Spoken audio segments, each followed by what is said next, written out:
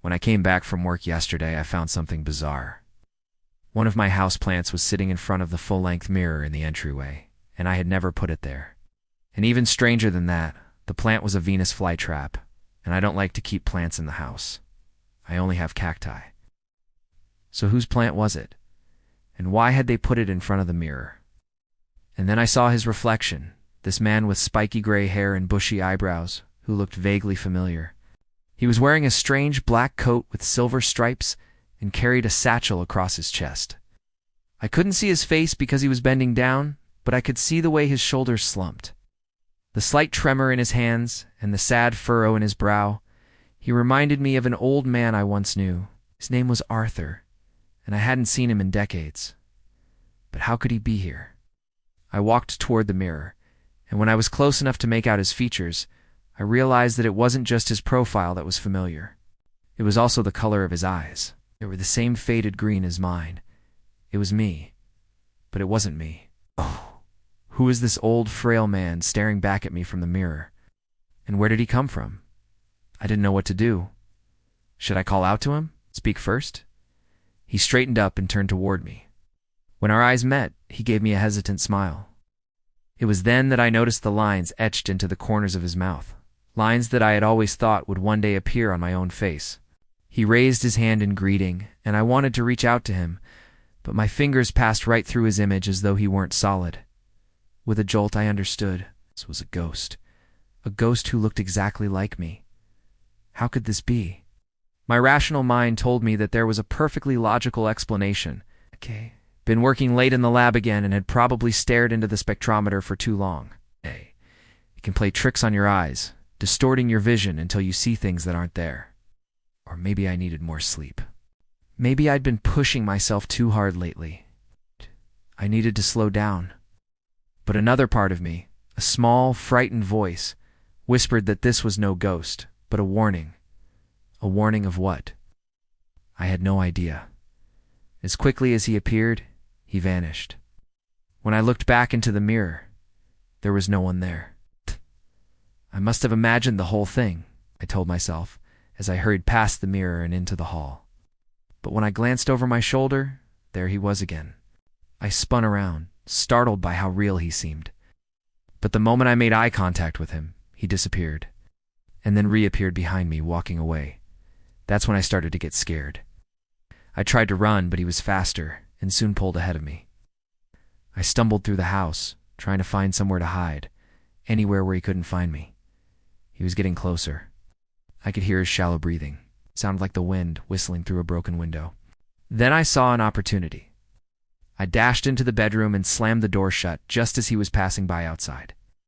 I leaned against the door, trembling, trying to catch my breath. When I looked up, there was his reflection framed in the glass panel of the closet door. He was standing so close now that I could see the sadness in his eyes.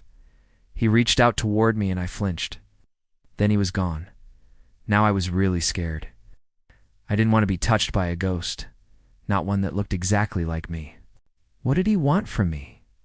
Why had he followed me home? Did he know something I should know? I needed to get out of the house, get away from the mirrors. But the moment I opened the front door, I felt a cold wind on my face. The sky was dark and stormy. I hurried out onto the porch, shielding my eyes from the rain. I couldn't see very far, but I thought I heard a car drive by. I strained to listen. Was that him? When I finally turned back toward the house, I could feel his presence behind me. I whirled around, but all I saw was my reflection in the wet newspaper lying on the ground. He was still there, and now he was smiling.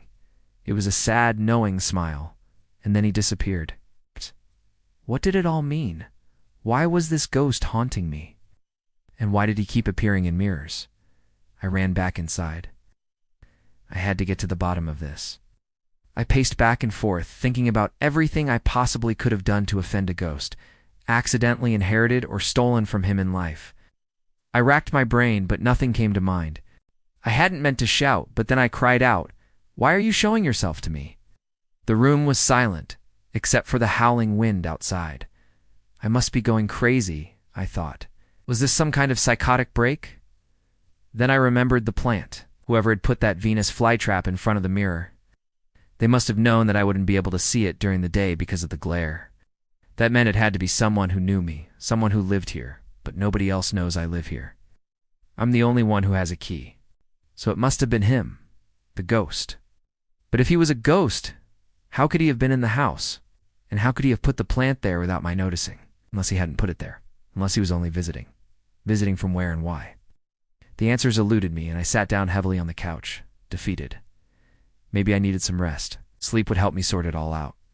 I went to bed and dreamed of a strange world made of mirrors. A world where I walked through endless halls lined with mirrors that reflected distorted images of myself. I could hear my own screams echoing through the halls, but no matter how much I ran, I could never escape. Then suddenly I was standing in a dark forest. Tall trees loomed over me and dead leaves crunched under my feet. I could feel the dampness seeping through my shoes. I was lost and utterly alone. And then I heard a twig snap in the bushes nearby. I turned to look and saw him step out.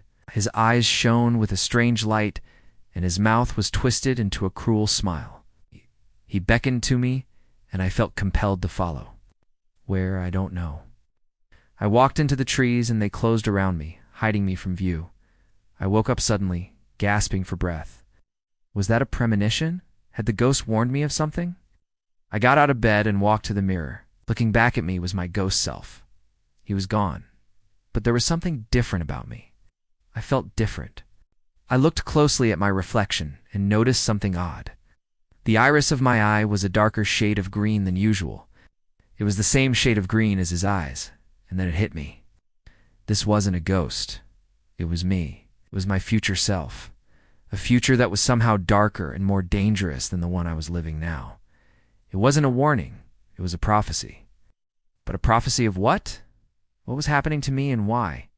The questions echoed in my mind as I stood staring at the mirror, waiting for my reflection to answer.